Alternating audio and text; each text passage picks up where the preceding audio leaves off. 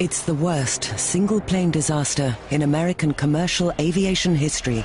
Total loss of control. The airplane crashed approximately 30 seconds after takeoff. 273 people. 271 on the plane and 2 on the ground were literally vaporized. Its effects are still felt by the families of the victims. There is no closure. There is no such thing. In the long run, it served to fragment our family. It's the crash of American Airlines Flight 191. The crash of Flight 191 just wasn't another story. It was great intrigue. And unfortunately, it was tragic opera.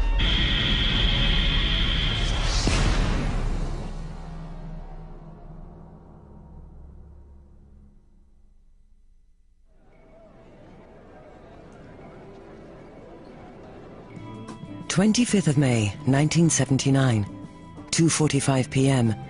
A warm spring afternoon in Chicago, Illinois, the Friday before a holiday weekend, and the roads were jammed with people. People anxious to get away for a little rest and relaxation. For most of these people, it was a day more or less like any other. But in just a few minutes, for some, things would suddenly change forever.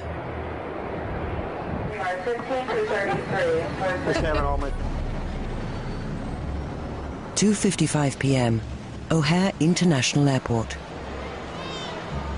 It's a 3-day weekend. And of course, in Chicago, O'Hare was crowded with people trying to head out to go to their vacation spots for that 3-day getaway. Aboard American Airlines Flight 191, the pilot, Walter H. Lux, co-pilot James R. Dillard, and flight engineer Alfred A. Udovich finished going through their pre-flight checklist. They were preparing to fly their DC-10 wide-body aircraft on a routine trip from Chicago to Los Angeles. Between them, they had over 46,000 hours of flight experience. Also aboard were 10 flight attendants and a full load of 258 holiday passengers. Among them was Richard Forstrom, age 36, a biomedical engineer. He'd been to a conference in Las Vegas, and then he was in Toronto at a university at a business meeting, and he was on his way home. Another passenger was Terence Cady, a 53-year-old executive with the United States Gypsum Corporation. He was on a business trip to Chicago, and as far as I remember, he actually canceled an earlier flight because he had relatives in Chicago he wanted to have dinner with or see, so he came, or was scheduled to come back home the next day. Also aboard Flight 191 was Leonard Stokel, a 45-year-old rock music promoter from Los Angeles, returning home to fulfill a family commitment. He had a date with his son Gregory, and he wanted to get back at a certain time for the holiday Memorial Day weekend. There was one seat left, and Lenny got on the plane. 06 runway 19, clear for takeoff. 2:59 p.m. The weather on that sunny afternoon was perfect, with a visibility of 15 miles, as the plane pushed away from the gate and taxied to runway 32 right.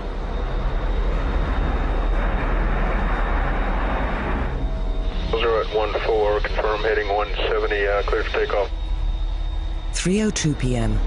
Flight 191 was cleared for takeoff and began its takeoff roll. 191 underway.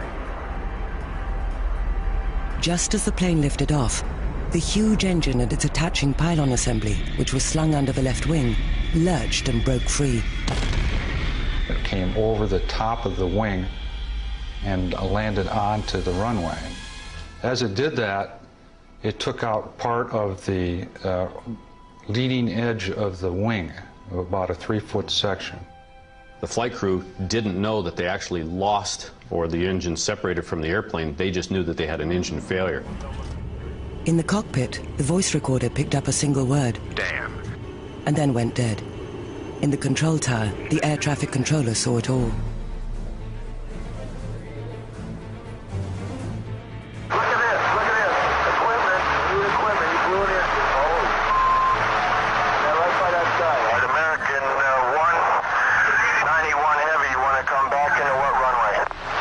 But the pilots didn't answer. In fact, the pilots never radioed an emergency. They were too busy just trying to control the plane. Despite the terrible damage, the pilots were somehow able to control the aircraft, pulling it up to an altitude of 300 feet, where Flight 191 started rolling to the left. And eventually rolled 112 degrees to the left, and then dove 21 degrees nose down. 3:04 p.m. Just 31 seconds after becoming airborne, Flight 191 plunged to the ground 4,600 feet from the end of the runway.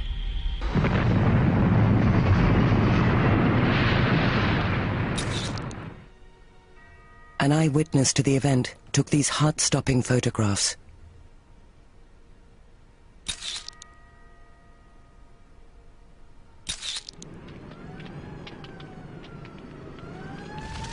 The crash destroyed a hangar and part of a caravan park.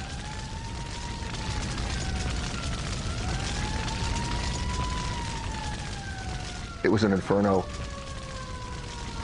And in one instant, 273 people, 271 on the plane and 2 on the ground, were literally vaporized.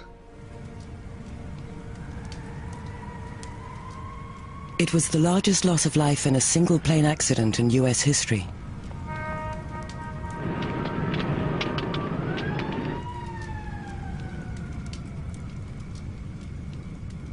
Within minutes, phones were ringing across America. Among the first to be notified were members of one of the National Transportation Safety Board's elite GO teams. The GO team, which typically resides in Washington, D.C., consists of a senior air safety investigator as the IIC, or investigator in charge, and he's accompanied by team members which are specialists in specific areas such as operations, structures, systems, power plants, weather, air traffic control, survival factors. All of these team members comprise the GO team. Officials at the Federal Aviation Administration were also a large part of the investigation.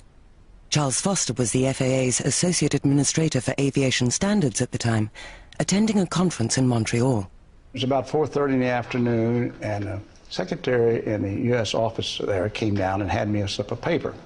And on it, it said, "Call your office immediately." I called my office in Washington, D.C., the FAA headquarters, and I was told that we had had an accident in Chicago of a DC-10. It appeared all people were killed. The administrator was on his way there, and he wanted me to join him. So about 6:30 that evening, I was on a flight from Montreal to Chicago. And it was quite an emotional flight to sit there and realize that of my responsibilities and the fact that I was now going to an accident where so many people have been killed. Within hours, NTSB and FAA investigators were on the scene, combing through the smoldering wreckage of Flight 191, looking for clues. One of the big things with launching a team on a major investigation is to get them on scene and established as soon as possible to get the investigative process going as quickly as possible. The concern, of course, is that you have multiples of people that you have to deal with. You have hundreds of people that come together in a very short period of time that are going to be basically coming together for the first time under the most adverse or tragic of circumstances. You got to get them organized and focused and the process begun to get this investigation going. In the meantime, phones were also ringing at American Airlines. When you lose an airplane, everybody wants to know immediately, because at that point it's how does the airline recover as fast as they possibly can from a public perception point of view. Also notified were executives at McDonnell Douglas, the manufacturer of the DC-10, and at US Aviation Underwriters, the insurance consortium that covered American Airlines for liability in case of an accident. How are they then going to handle all the wrongful death cases that were then going to be filed? At least 273 of them from the passengers, the crew, and the people on the ground. Well, they swung into action. The lawyers who might be filing the wrongful death suits on behalf of victims and their family members also noticed the crash. One was Gerald Stearns, among the best in the small fraternity of lawyers who specialized in aviation cases. We finished up with the Paris DC-10 and a couple of others, so I thought right away there's got to be something, here that it would be of interest. In fact, Flight 191 was the fourth fatal accident involving a DC-10 since its introduction in 1971, and the plane was a major carrier of passengers around the world. the reaction of the public and news media to the accident was extraordinary. The public reaction was, as you might suspect, huge and negative. So the DC-10 was already much in the news by the time of the May 25th, 1979 crash in Chicago. Everybody thought this time it was a defect with the plane. Devastating news to McDonnell Douglas, engaged in an intense competition with rivals Lockheed and Boeing for the lion's share of the world market in wide-body jets. But all this pales in comparison to the devastation felt by the families of the victims. Marlene Forstrom received a visit from one of her husband's co-workers. And so it was kind of like, oh gosh, what are you doing here, Mike? And then I knew what he was doing there. I knew my husband was flying, and I just turned to him and said, did the plane crash? I was ironing and had the television on, and they interrupted the program. And they told about the crash out of Chicago. I called his office to find out, if they knew what flight he was going to be on. And the secretary said she didn't know, but she would check and call me back. And she didn't call back for a long time. And when she did, she confirmed it. Daniel Cady, the youngest of Dorothy and Terence Cady's 4 boys, was 15 at the time.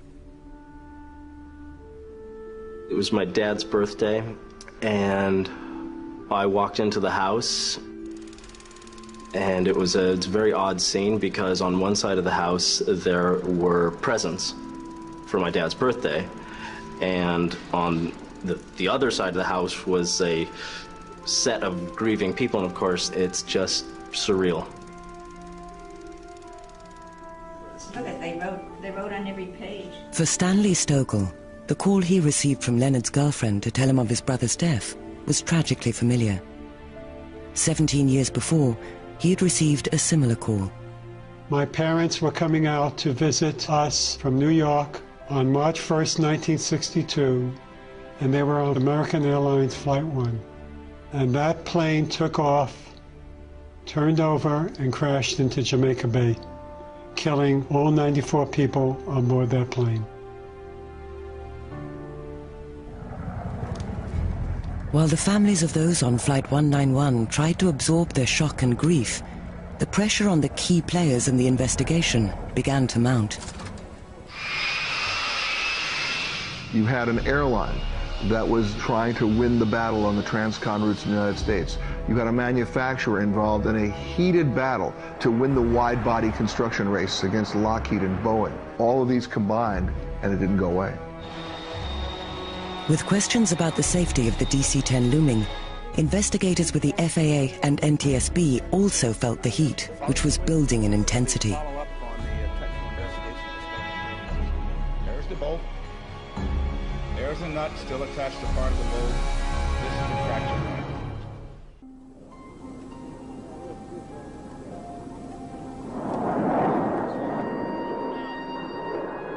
26th of May, 1979. Less than 24 hours since the crash of American Airlines Flight 191 at Chicago's O'Hare International Airport, in which 273 people were killed.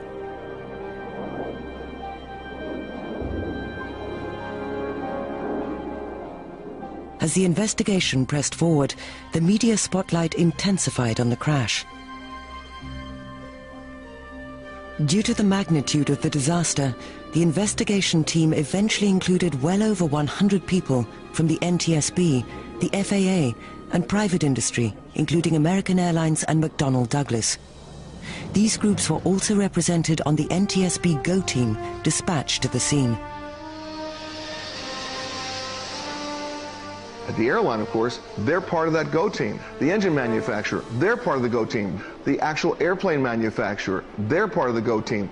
Every subcontractor, they're part of the GO team. They allow these people to be on GO teams for an understandable reason, because they're the people who understand the mechanics, the physics, the chemistry of the individual items that they manufacture. They can actually be helpful in an investigation. They can also be a real hindrance if the investigation turns in their direction. Many in the NTSB and FAA, however, saw this practice in a different light. Some people may think, well, yeah, because they manufactured something, then they're going to make sure that they defend their position. Well, I tell you that the other side, the guys that operated the airplane, are going to defend their position too. So there is an adequate interplay there to get to the truth. So it was a natural system of checks and balances. You got a lot of information. You had everybody looking at everybody else.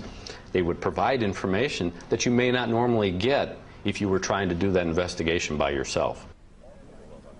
But it wasn't the only potential division within the investigative team. There was also a difference in the roles of the FAA and the NTSB. The National Transportation Safety Board basically is the investigative portion of the accident. And then the Federal Aviation Administration, in this case, if it's an aviation accident, would be the regulatory agency. The NTSB had only one mandate: to investigate an accident and determine its probable causes, then recommend the necessary changes to prevent a similar disaster from occurring again. These guys have the hardest job, they do the hardest work under usually very terrible conditions. To what? It's CSI time. They have to find the cause, no matter what, without allegiance to politics or lobbying or financial pressure. But at the time of the crash of Flight 191, the FAA had a dual function. Historically, the FAA has had an impossible job, in fact, a schizophrenic mandate. It was given that mandate by an act of Congress to do two things: to make and enforce policy, safety, and regulate the airlines, and then at the same time to promote the business of aviation. A lot of people have felt there's a big conflict there. However, personally, I never see any conflict. To me, the way you promote aviation is make it as safe, efficient, and effective as it can be. Ultimately, it was at the FAA's sole discretion whether or not to implement the recommendations made by the NTSB in their investigations. Many critics of the FAA have claimed over the years that the agency has a tombstone mentality, that they know there's a problem, they know the causes are there, and yet they don't react. They don't actually proactively make policy. They wait until after people die. But by the same token, the FAA has to be very, very careful and cautious, because a lot of times people can propose things that you may find out that there's some other factors related to that proposal that are not in the safest thing to do. And I think this is what's happened in the past when the NTSB would make some recommendations that the FAA would not immediately adopt. No matter what their affiliation, however, all the people involved in the investigation felt a tremendous sense of urgency to find the reason for the crash quickly. Through the process of elimination, they were soon able to rule out several factors. There was nothing about the pilots that indicated pilot error. There was nothing about weather. There was nothing about any other planes in the area. There was anything about fuel. There was nothing about any kind of terrorist activity. They could rule all that out. Now the question really was, what could they rule in? How many? Sunday, 27th of May, 1979. Elwood Woody Driver, the head of the NTSB's investigative team, held a press conference. On display was a broken bolt found along the runway near the wreckage of Flight 191. He announced that they had identified the probable cause of the engine loss. Any other questions?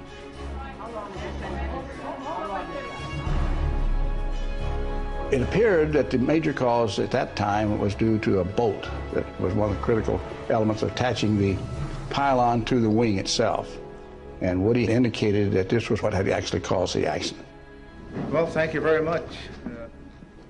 Then, just as the press conference was winding down, an NTSB metallurgist named Michael Marks arrived. He was not part of the original GO team and was only asked to help with the investigation the evening after the crash.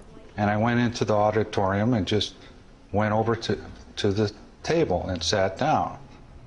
And that's when Bob Gordon, who happened to be the structures man, gave me this bolt underneath the table and whispered in my ear, says, "What do you think, Mike?" And I took a look at the bolt, and I don't remember my response to him, but it was something like, "So what?" Marks could tell almost at once that the bolt was not the cause of the accident, that it had broken as a result of the crash. But there had been no other metallurgists on the GO team to determine this. This is a a classic example of what not to do in an accident investigation. To jump to conclusions in the beginning without substantiation. You can't really speak second day into an investigation when you haven't had an opportunity to get all the information. Woody was, I think, very interested in finding out what the cause of the accident was, and I think that he latched on to the fact that it was that bolt. In his defense, he gets his information from the people that are surrounding him. So if there was an implication to him that this bolt was a cause, then that's how we got to that point. Marks convinced Driver to cancel a planned appearance the following morning on the Today Show, but the damage had been done. You can imagine what it was like. I mean, ABC, NBC, CBS, everybody was there, all the locals, people from foreign. They were just going bananas with this information. In the mind of the public, the worst fears about the safety of the DC-10 had been confirmed. Everybody immediately said, aha, we know what happened. It was a design flaw. It was a construction flaw. These bolts were the cause. Some of the victims' families already had doubts about the DC-10. I wasn't surprised that somebody would come out and say that. I didn't know if that was the real cause of the accident. That could have been one reason. It could have been another reason.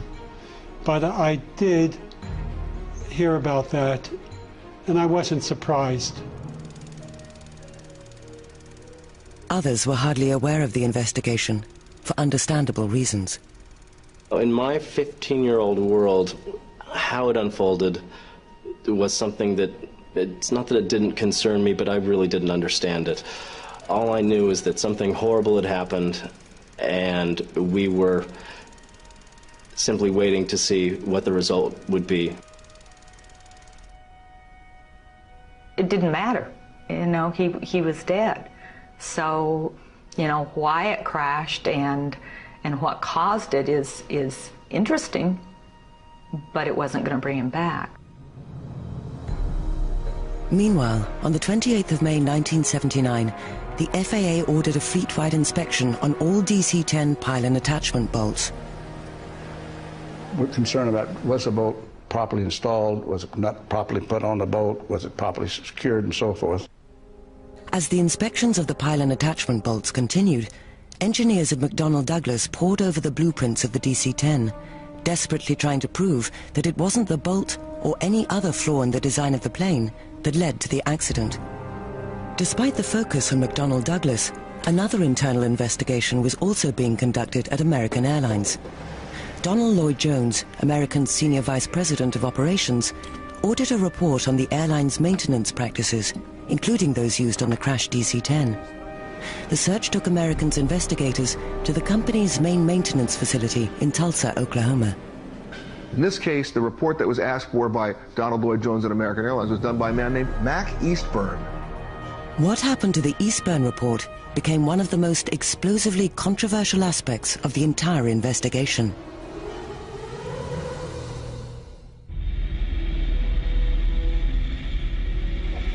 May 28, 1979, 3 days after the crash of Flight 191 in Chicago, Illinois.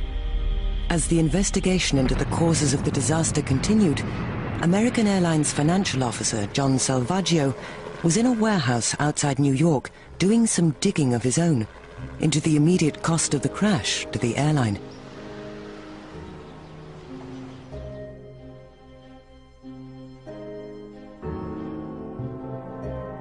Well, the books for that particular plane weren't in New York City. They were out in Queens in some warehouse.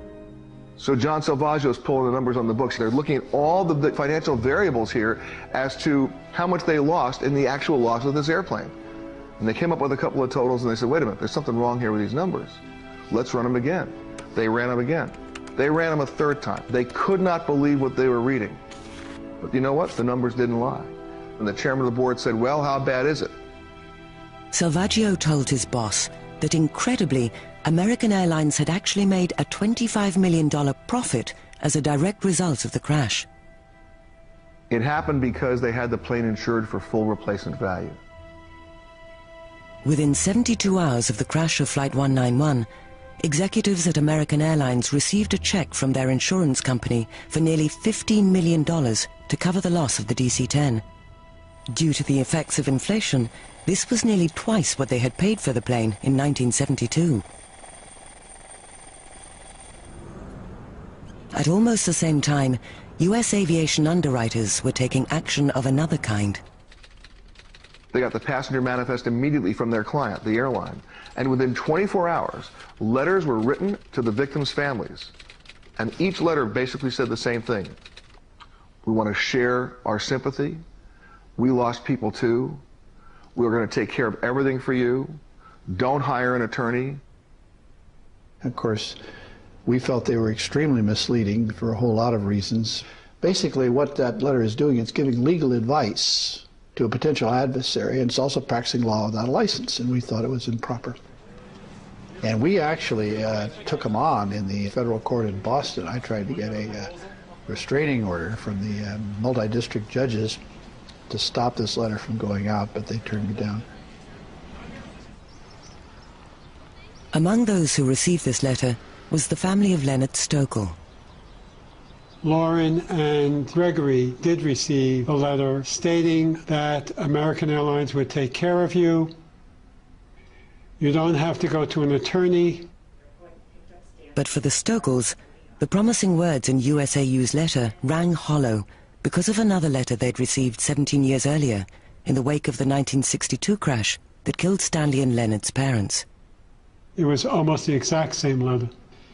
I didn't believe a thing they said. The reason being is when I went to the airport to go to New York, as soon as we found out about the crash, I went up to the counter and I said, "My name is Stanley Stokel. My parents were on Flight 1.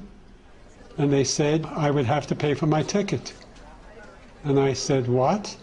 I also paid for my flight when I had to go home. After that, I knew that I couldn't trust them.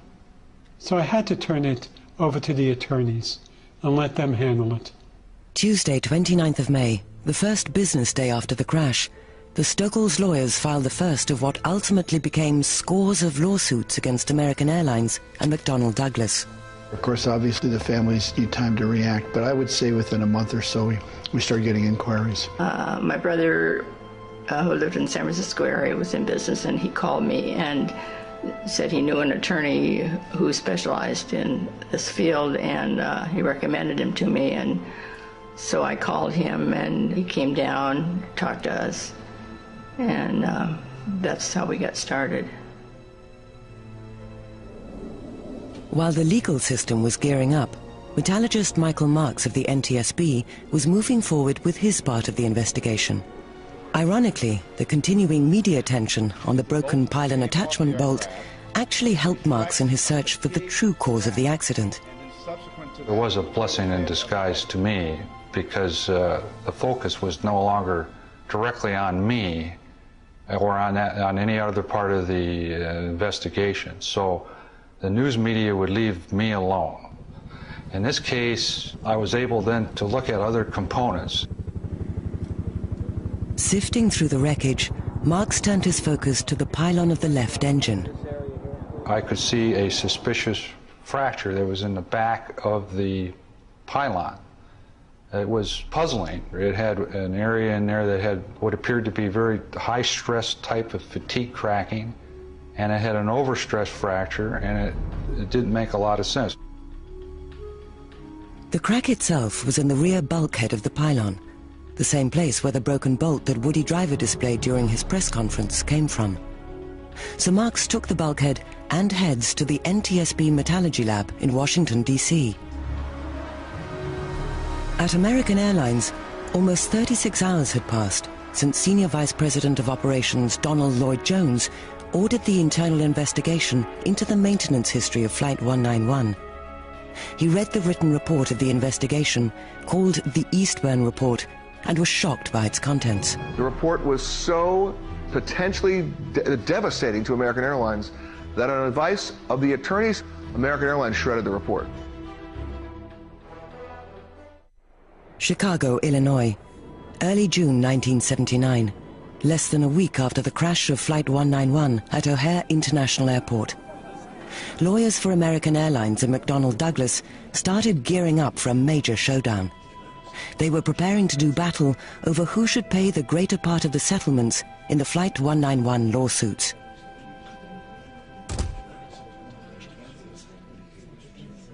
The airlines and the manufacturers realized that the worst thing that could happen to them would be to get into a courtroom battle with a bereaved family and a competent lawyer where the airline and the manufacturers are fighting with each other. That's very bad from their point of view. They're just going to get an inflated, aggravated award. So they started working on what are called sharing agreements.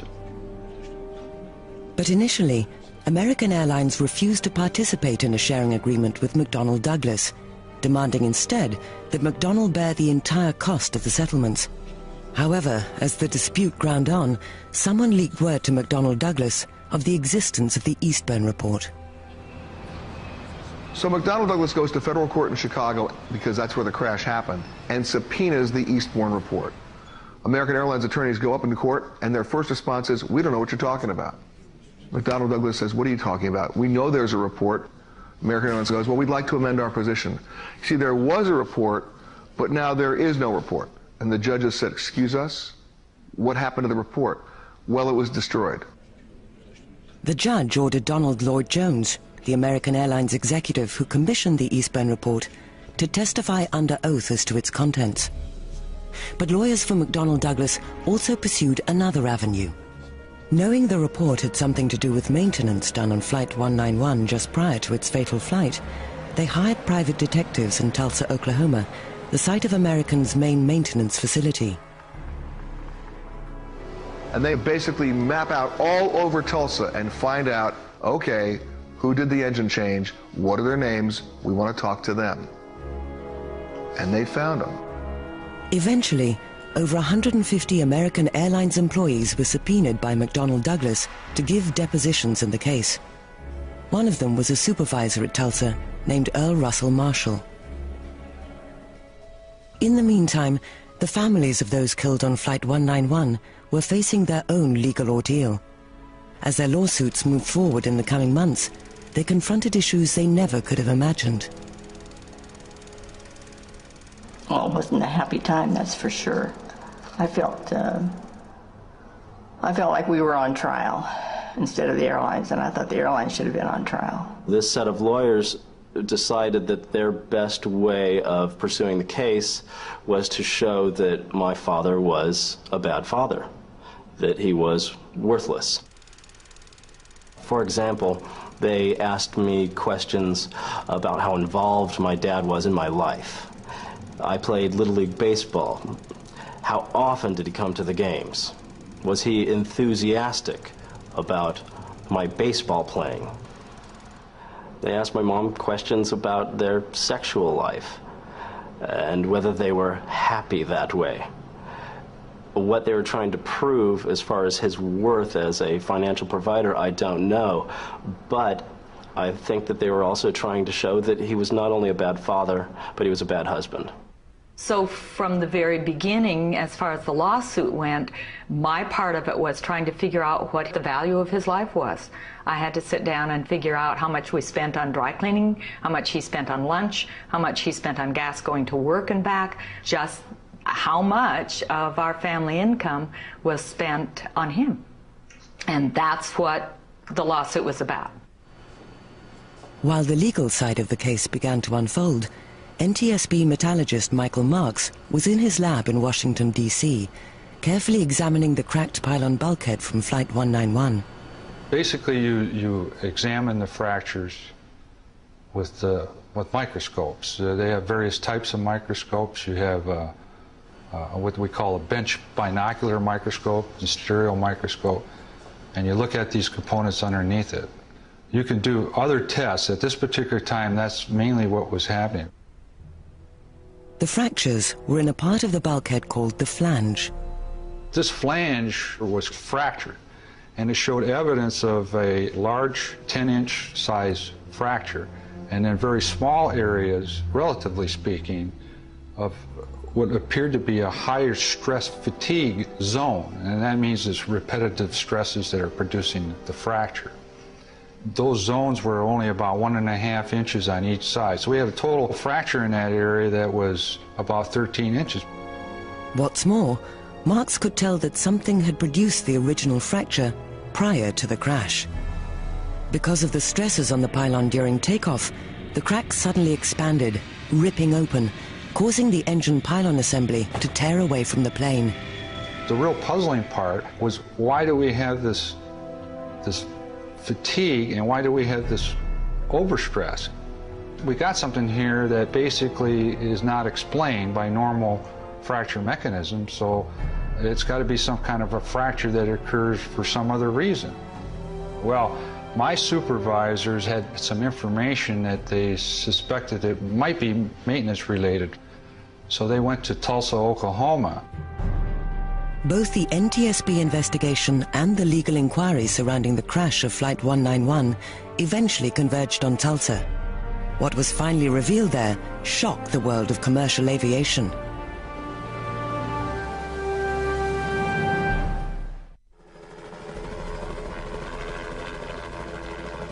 June 1979, 12 days after the crash of Flight 191, the FAA took the unprecedented step of grounding the entire fleet of DC-10s in America, a total of 138 planes. The order affected hundreds of thousands of the traveling public and cost the airlines involved millions in revenue.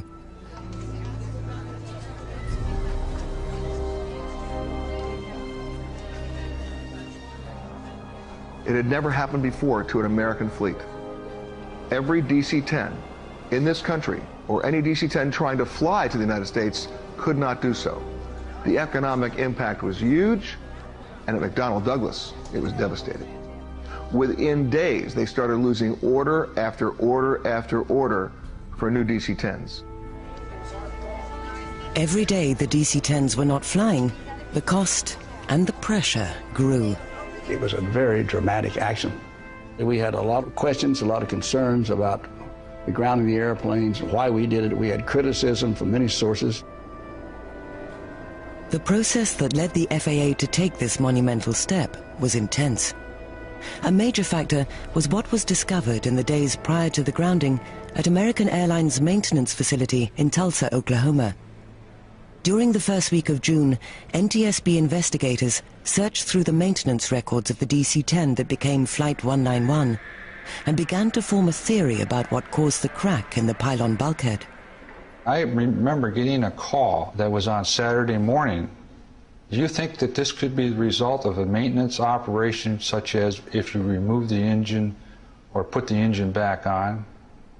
And it all dawned on me, just as clear as could be, that yes, I said, not only could it be, but I can prove it. Because there was a deformation that was occurring right at the very top of this, where the mating clevis, where the engine and the pylon come together, as if the clevis had impacted that area and had produced the downward motion onto the flange that caused the crack. In order for the clevis to go down and make an impact, it had to have been disassembled at the time when that impact occurred. That clevis would not normally be at that position. So it just became crystal clear right at that very moment. The damage occurred almost 2 months before the crash, when during a required repair, Flight 191's left engine pylon assembly needed to be removed. Maintenance procedures prescribed by McDonnell Douglas call for mechanics to first remove the engine from the pylon, then remove the pylon from the wing. But in an effort to save time and reduce the possibility of errors in reconnecting the various components, mechanics at Tulsa planned to remove the engine and pylon as a single unit, using a forklift to support the assembly as it was being disconnected from the wing. McDonnell Douglas was aware of the procedure, but did not approve of its use. Because if the forklift truck isn't perfectly aligned with the engine, if it's not perfectly pressurized by the hydraulic system of the forklift truck, the engine won't be properly fastened and you could do damage to the engine or the wing.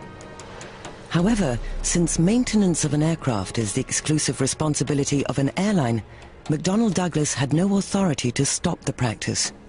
American Airlines, as with any airline, has the authority to, based on their experience, in-service experience, modify a manufacturer's maintenance procedure. And it can be done without FAA approval. What's more, American was using this one-step procedure on all of its DC-10s. And on this particular aircraft, it was back at the Tulsa maintenance base for its required maintenance procedures. 30th of March, 1979. After a forklift was positioned under the engine, maintenance personnel disconnected the rear attachment point of the engine pylon assembly. But before they could remove the front attachment bolts, the work shift changed. And while they were gone, the hydraulic pressure in the forklift had a leak in it or changed, and it tilted the pylon, which they didn't see. This caused the rear attachment point of the engine pylon assembly to jam back up into its fitting on the wing, cracking the rear bulkhead of the pylon. The new work shift didn't notice the damage, which occurred inside the pylon, and finished what they thought was a routine repair.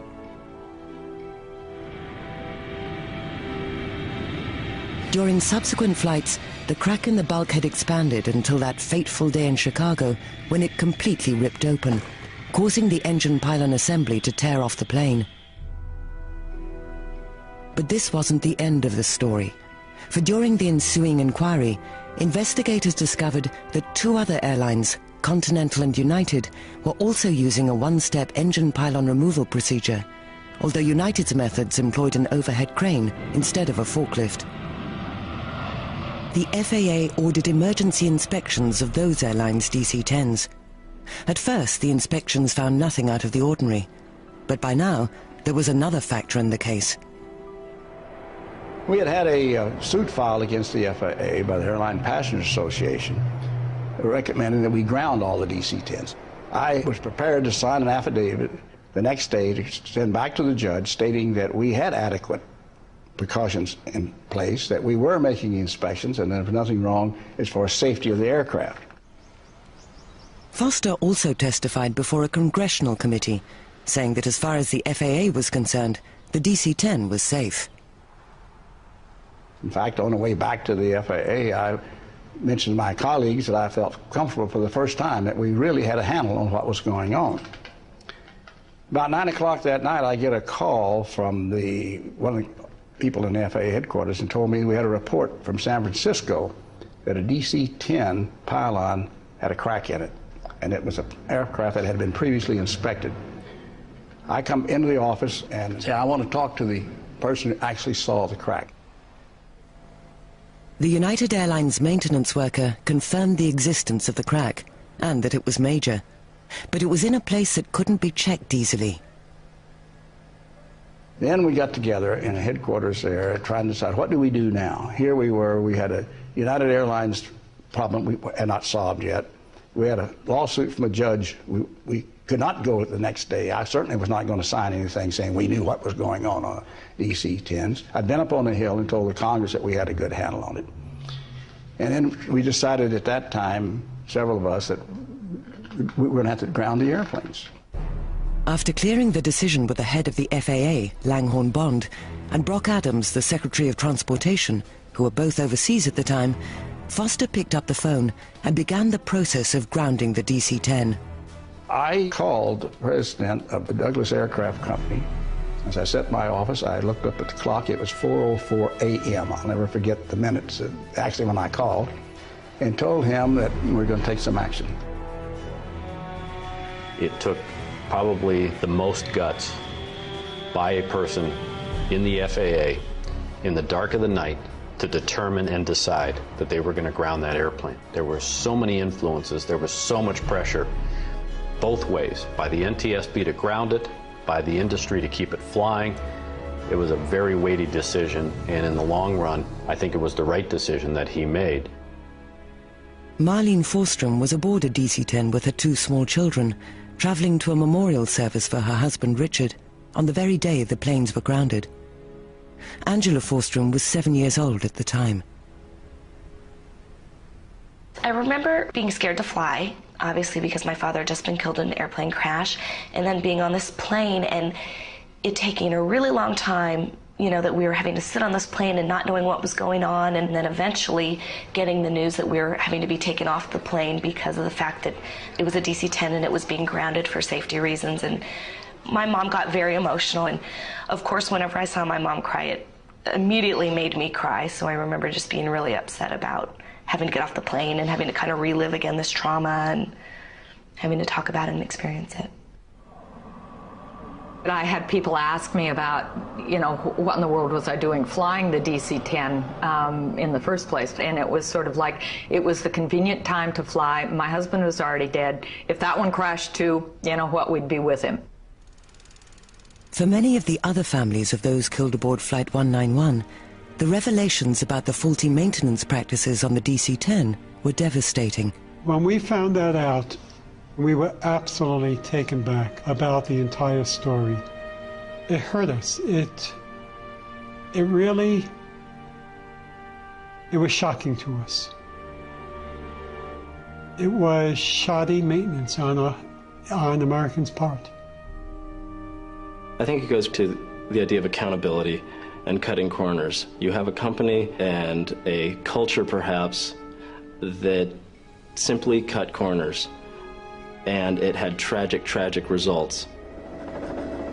Eventually, 6 other DC-10s, 4 with American Airlines and 2 with Continental, were found to have pylon cracks caused by the faulty maintenance procedures. They were repaired in the weeks ahead before they too could cause catastrophic accidents. Nonetheless, the pressure to put the DC-10s back in the air quickly was intense. The lobbying efforts of McDonnell Douglas at this point to the FAA were saying, you are ending this company as a financially viable institution if you don't let us fly these planes. With the DC-10s on the ground, airlines were starting to hurt. So the airlines started lobbying for it just to be able to get their planes back in the air. They had nothing to replace the DC-10 with. But the FAA was determined to make a thorough inspection of the entire DC-10 fleet before allowing the planes to fly again. We had an outside independent organization actually do a risk analysis of all the things that were related to the different kinds of systems on the airplane, far and above what we would normally have done in a normal certification of an aircraft, because we wanted to make sure if there's anything wrong with this airplane that we would find it. For some of the victims' family members, however, even these safeguards were not enough. My reaction was that I would never set foot on one. I mean, I hope they were safe, but my feeling was that I wouldn't want to be on it or any of my family to be on it. I thought that the DC-10 should be taken out of service completely. 13th of July, 1979. 36 days after the DC-10 was grounded, all the cracks in the damaged aircraft were repaired, and the faulty maintenance procedures halted. The FAA lifted its ban, and the DC-10 took to the air once again. But this did not solve all the problems with the DC-10, for, incredibly, the engine falling off was only part of the reason Flight 191 crashed.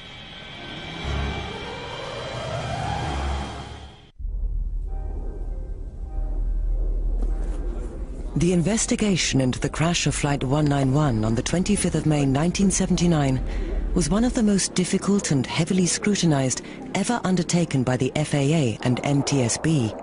Part of the reason was the horrible toll in human life. Another was the nearly complete disintegration of the airplane on impact, making the gathering and interpretation of evidence extremely difficult. So it should be pretty accurate data. Even so, investigators were able to piece together a detailed timeline of exactly what happened to the DC-10 after its engine and pylon tore off during takeoff. This initiated a complex sequence of events which ultimately doomed the aircraft. See, what happens if that engine fell off? And that's what engines are supposed to do. If they're in trouble, they're supposed to detach themselves from the airplane because they are more dangerous attached to the wing and vibrating big time than if they just drop off. But in the case of Flight 191, the engine did not come off the plane cleanly. It also ripped off a 3-foot section of the left wing's leading edge. As the engine came off and tore out the front part of the wing, it took out the hydraulic systems that were all in there. And the hydraulic systems are used to maintain the slats. The slats are used for extending the wing. In other words, as it goes out in front of the wing, it makes a bigger airfoil, and therefore produces more lift on the wing at slower speeds. This wouldn't have caused a problem, as all commercial airliners are designed with backup systems in case a primary system is lost. But McDonnell Douglas engineers had routed both their primary and secondary hydraulic lines through the same place. As a result, both were lost when the engine tore off the plane. This design of the cables for an hydraulic system had come up from the DC-9. It was a continuation of a design that they had and had been very successful. And the FAA had to prove that there was nothing unusual or unsafe at all about having that type of a design and having it operate in the same location. From their position in the cockpit, the pilots couldn't see that an engine had fallen off the plane. All they knew was that they had suddenly lost power in their left engine. So they initiated the prescribed emergency procedures for a power loss on takeoff.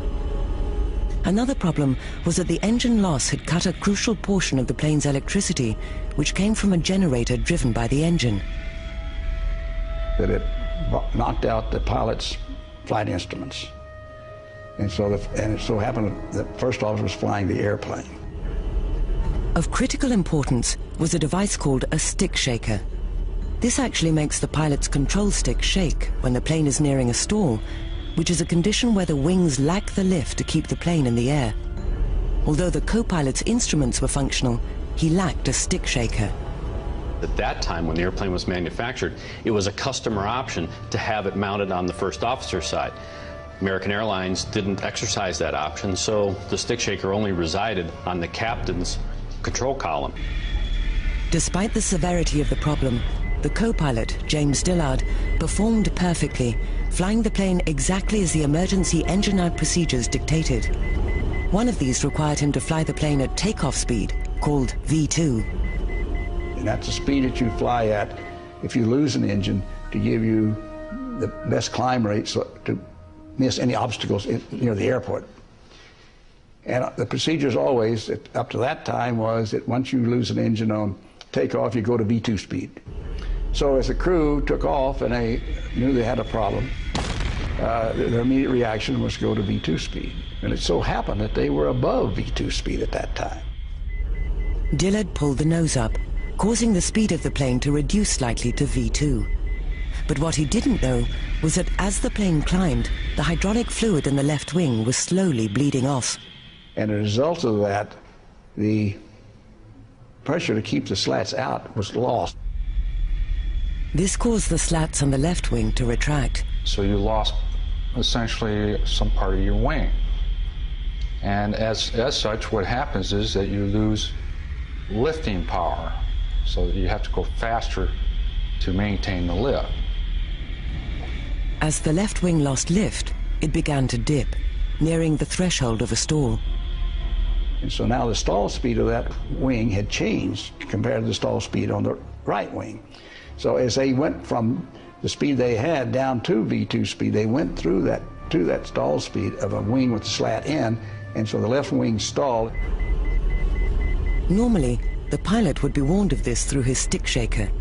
But in this case, the co-pilot Dillard was flying the plane and didn't have one. And when it stalled, the airplane just rolled over and went straight down in. Had they not reduced the speed, had they maintained the airspeed they had, they could have flown the airplane out.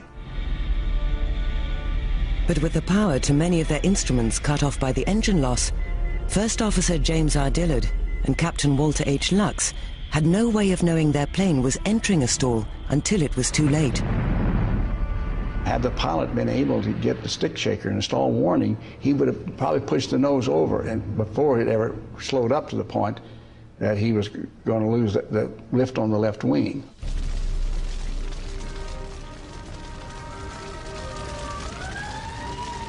Ultimately, the NTSB listed several factors as the probable cause for the crash of Flight 191. It also made several recommendations to correct those problems. Just how those recommendations were addressed would affect the potential safety of millions of people around the world.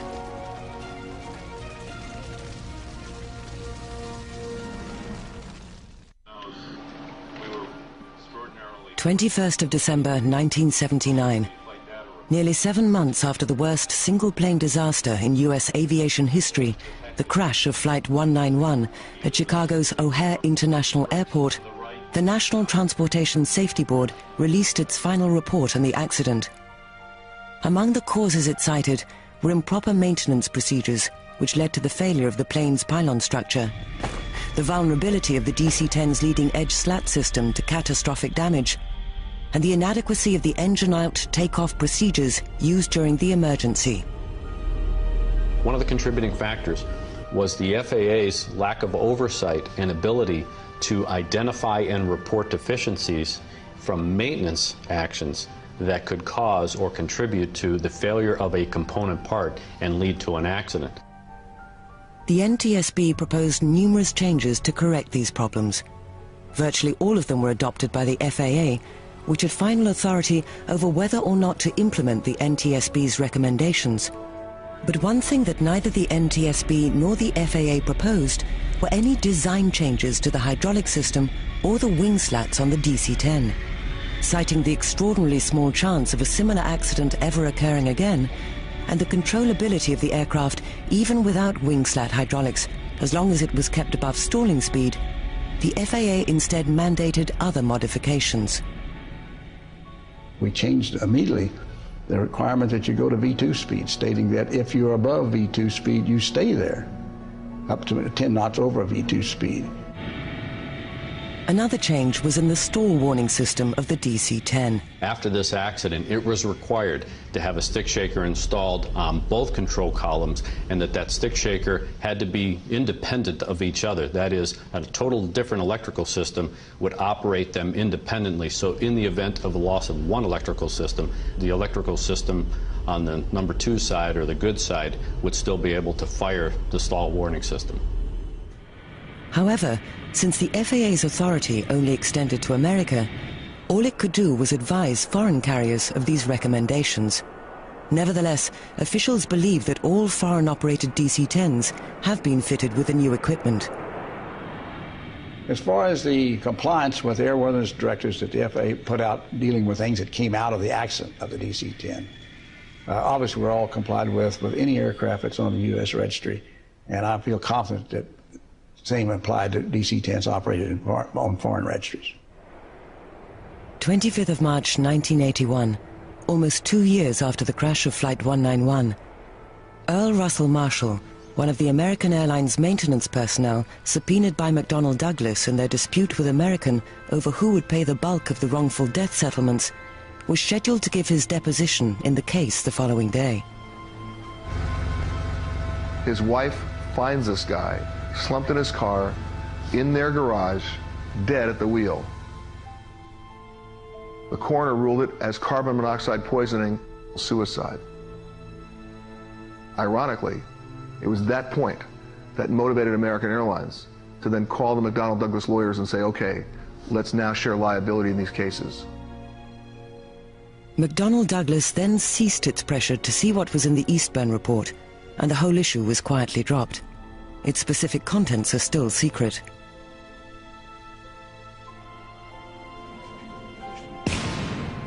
Yet while the agreement between McDonnell Douglas and American Airlines was completed within 2 years, the lawsuits of the relatives of those killed on Flight 191 ground on. The law cases that related to the crash of all the victims' families went on for over 9 years. And the reason for that, in this particular crash and every other crash, is there is no provision in any state law for the awarding of prejudgment interest in wrongful death cases. It's a horrible, horrible process. It's demeaning. There is no thought of the people involved. It is about the attorneys and the court system. I wouldn't wish that experience on anyone. I've gone through this twice. Each time it was agonizing. I am no attorney. I can only tell you I was very disappointed with the settlements, and I didn't have any respect for the legal system, how it took place. Estimates as to the amount of all the settlements made in the crash of Flight 191 run as high as $100 million, but the exact cost remains unknown. That is a very close kept secret with the insurance industry.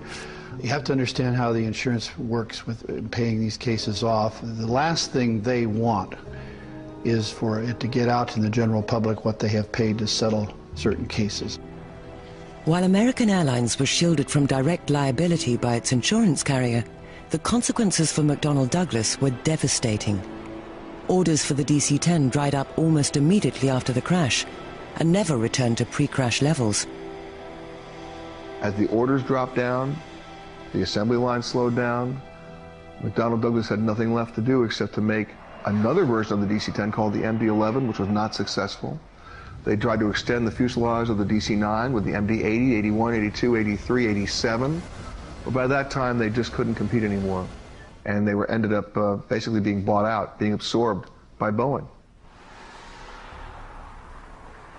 The effect on American Airlines was far less severe.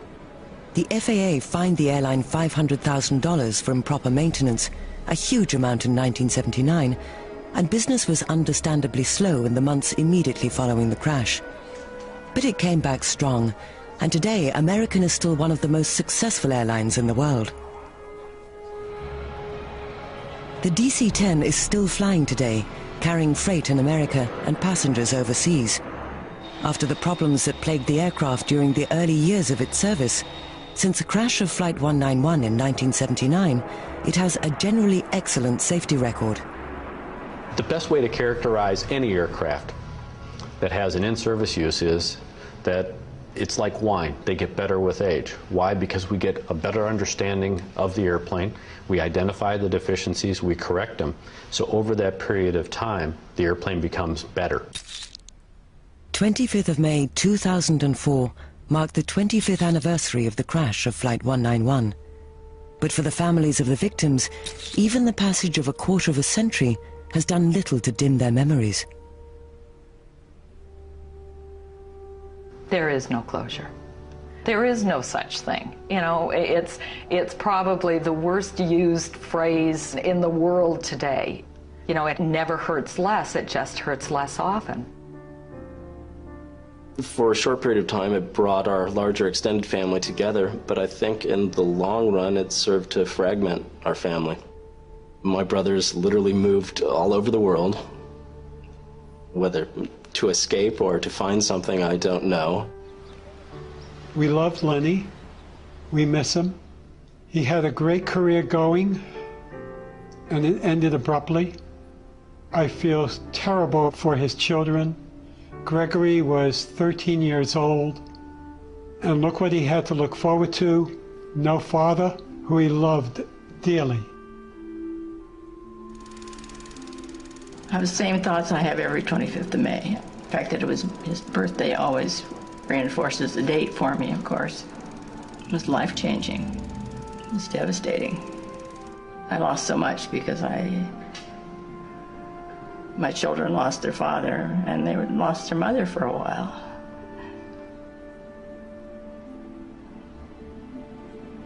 But I got through it, and we all did. We've come a long way from 25 years to when this happened to us, because we had basically no support. There was never a memorial service for the people that died. There was never any gathering of us together so that we could support each other. And now I see that happening. I see that they get therapists, they get support, that there is an attempt to help the families who are going through this.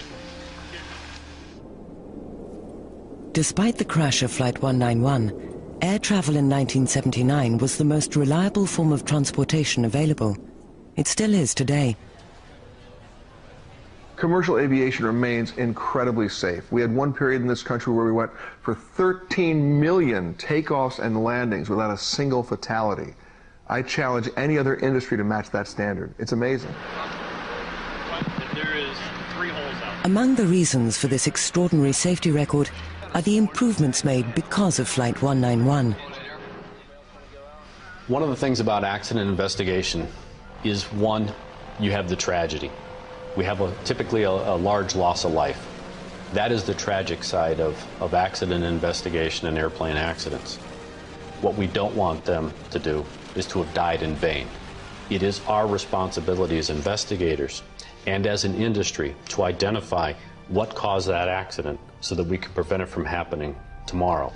And I think that this accident, May 25th, 1979, and what came out of that investigation opened the eyes of the industry that maintenance is a key player in the cause or contributing factor to an accident. We never looked at it before like that. We are looking at it now. I think that the skies are safer because of this accident, as they are practically of every accident. One of the things that we do is we go to an accident to determine what is wrong, why did that accident happen, and what can we do to prevent it. Aircraft accidents are horrible, but we learn from them. And I think because that we do learn from them, we are having fewer and fewer of them. Many lessons were learned from the crash of Flight 191, all of them difficult. It is for this very reason that they must not only be remembered, but be put into practice, so that history does not repeat itself. Part of the problem here is the media itself. The crash itself, front page news. What really happened, nobody seemed to care about it in terms of the mainstream press. And yet, that was the story. And that continues to be the story. It's not that a plane crashes. These things do happen. Thankfully, not that often. But why did it happen? And what do we learn from it? And how do we apply those lessons? That's a much, much bigger story. And if we don't report that, the bad patterns just continue. As commercial aviation advances, the lessons of Flight 191 will hopefully ensure that the human cost of the tragedy are neither forgotten nor paid in vain, and that they will help make the skies even safer in the future.